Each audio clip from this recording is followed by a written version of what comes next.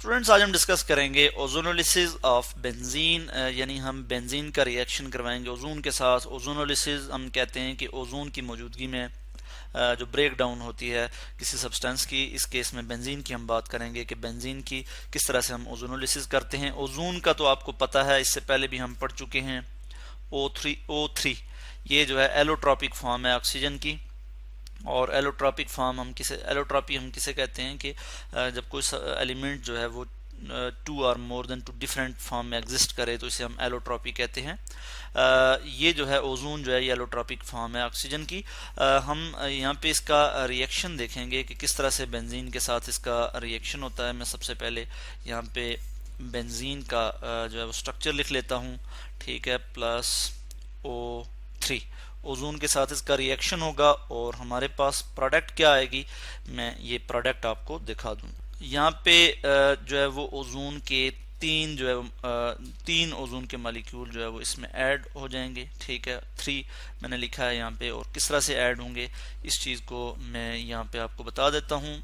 यहाँ से मैं यही स्ट्रक्चर कॉपी करूँगा और ये जो डबल बॉन्ड है बेंजीन में, अल्टरनेट डबल जो बॉन्ड है, यानी ये वाला बॉन्ड है, ये ख़त्म होगा और इसकी जगह क्या हो जाएगा, यानी यहाँ पे तो कार्बन है, हर कार्नर जो है वो कार्बन को रिप्रेजेंट कर रहा है।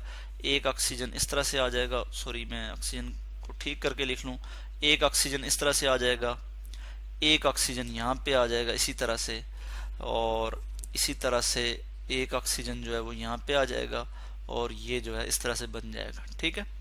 ओजोनाइड जैसा कि हम पहले पढ़ भी चुके हैं, मोलोजोनाइड बना था, और फिर जैसे अल्कीन में हमने बात की थी, ठीक है, इसी तरह। और यहाँ पे भी यही होगा, बिल्कुल वही प्रोसीजर हम देखेंगे कि यहाँ पे क्या हो जाएगा। फिर इस केस में भी यहाँ पे एक ऑक्सीजन यहाँ पे अटैच हो जाएगा, एक ऑक्सीजन यहाँ पे, एक ऑक्सीजन यहाँ आ जाएगा और ये इस तरह से, ठीक है। और यहाँ पे ये वाला बॉन्ड ये भी टूटेगा, ये भी टूट जाएगा और यहाँ पे क्या हो जाएगा, एक ऑक्सीजन यहाँ पे, एक ऑक्सीजन यहाँ पे, और इसी तरह से यहाँ पे भी मैं एक ऑक्सीजन शो कर लूँगा और इस तरह से, ठीक है। तो यहाँ पे आप देख सकते हैं, यानी हर कार्बन जो है वो, हर कार्नर जो है वो एक कार्बन को रिप्रेजेंट कर रहा है और ये बन जाता है, इसको हम कहते हैं बेंजीन ट्राइओजोनाइड। इसको हम क्या कहते हैं जी, बेंजीन ट्राइओजोनाइड,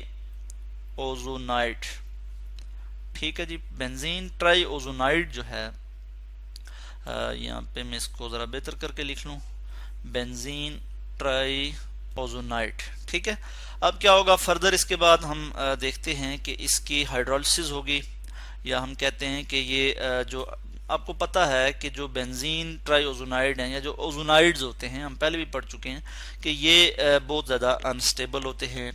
ये जो है डायरेक्टली जो है वो रिड्यूस हो जाते हैं जब हम इनकी क्या करते हैं जी, हाइड्रोलिसिस करते हैं, ठीक है, in the presence of zinc की मौजूदगी में, या फिर हम कहते हैं जिंक के साथ जो है जब हम इनकी जिंक और वाटर की मौजूदगी में हम क्या करते हैं, इनकी हाइड्रोलिसिस करते हैं, H2O, और यहाँ पे मैं लिखूंगा जिंक। तो ये हमारे पास क्या प्रोडक्ट आ जाएगी, मैं आपको यहाँ पे ये दिखा देता हूँ कि यहाँ से ये वाला जो बॉन्ड है ये कुछ क्लीवेज इस तरह से होगी, ये आप देख सकते हैं। मैं डॉटेड स्ट्रक्चर जो है वो शो करूँगा कि कुछ क्लीवेज जो है वो इस तरह से होती जाएगी यहाँ पे, और यहाँ पे ये जो है इस तरह से, ठीक है। और दूसरी तरफ यहाँ से भी इसी तरह से क्लीवेज होगी कि ये जो है इस तरह से, और यहाँ से जिस तरह से मैं डॉटेड स्ट्रक्चर शो कर रहा हूँ इसी तरह से जो है वो क्लीवेज होगी, बॉन्ड की क्लीवेज हो जाएगी, ठीक हो गया। और इस क्लीवेज के नतीजे में, यानी ये जो ब्रेक डाउन होगी इसके नतीजे में, यानी ये भी कार्बन है, ये भी कार्बन, और फिर ये ऑक्सीजन, ठीक है। इसी तरह यहाँ पे भी कार्बन और एक ऑक्सीजन ये वाला आ गया, एक ऑक्सीजन ये वाला आ गया। तो ये हमारे पास जो प्रोडक्ट आ जाएगी वो क्या आएगी, मैं इस चीज को यहाँ पे शो कर लेता हूँ। हमारे पास ग्लायोक्सल बन जाएगा, ठीक है। क्या बन जाएगा जी, ग्लायोक्सल,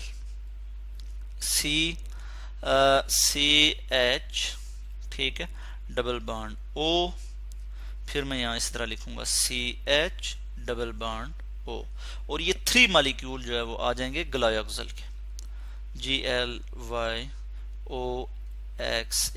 ग्लायोक्सल। इसका जो आयुपैक नेम हम लिखते हैं वो क्या लिखते हैं, इथेन डाइल। मैं वो भी यहाँ लिख लेता हूँ, ethane, ETHAN, ethane dial, DIAL, ठीक है।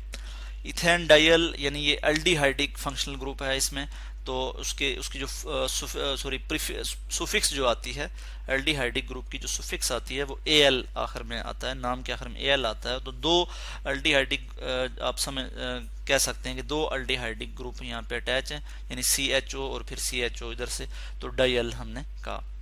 तो इस तरह से ग्लायोक्सिल हमारे पास आ गया, प्लस और हमारे पास क्या प्रोडक्ट आ जाती है जी, प्लस H2O2।